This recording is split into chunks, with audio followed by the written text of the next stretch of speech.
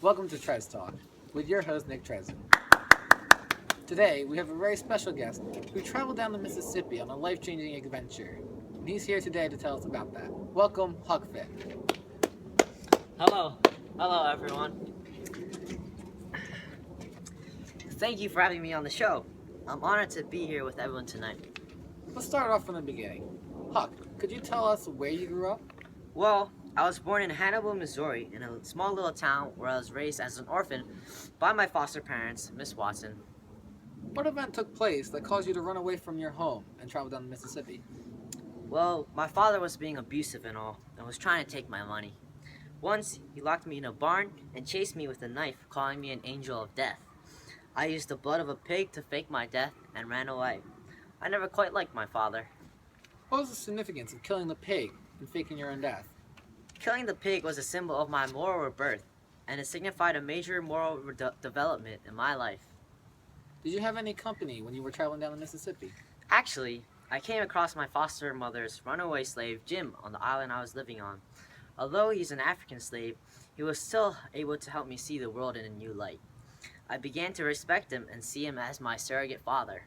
When you were traveling down the Mississippi, I was told that you used a bunch of different names for every stop. Could you tell us a little bit about that? Sure, I was still figuring out what my identity was and procured a new name every time I came to a new place. I would also like to know, and I'm sure everyone else is too, what is the lowest part of your journey? I'm sure you faced many adversaries down the road. Of course, the real low point of my journey was when my mentor Jim was sold back into slavery. I just didn't know what to do. I felt betrayed when the dolphin, my companion, did what he did, and I wasn't sure whether to save Jim or not. During this time, you wrote a letter to Miss Watson. Can you tell us a little bit about that letter? I wrote it in the first place because I felt that I unrightfully stole property from Miss Watson, but I soon realized that people should not be sold for money, and Jim is a person, so I ripped up the letter. Speaking of the letter, we actually have a clip from a movie to show everybody about the difficult decision you had to make. Dear Miss Watson, I am writing to you today to tell you that I have your slave Jim with me. I am planning to give him back to you because I feel bad for stealing him. You can find him at... No. This is not right. I can't leave my bro Jim.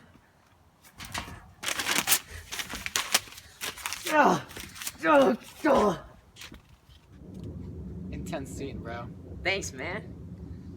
Continuing with the interview, what revelation did you develop after traveling down the Mississippi? It all happened when Tom was shot in the leg. I got a doctor, but Jim had to sacrifice his freedom to help save Tom. I remember that day I said, I knowed he was white inside, meaning he was just like us. I learned that society is hypocritical and morally wrong about slavery. Now that your journey is over, how are you going to ease your way back into society? Actually, Nick, I don't plan to go back to society because people are hypocritical. I want to live by my own moral standards as a noble savage.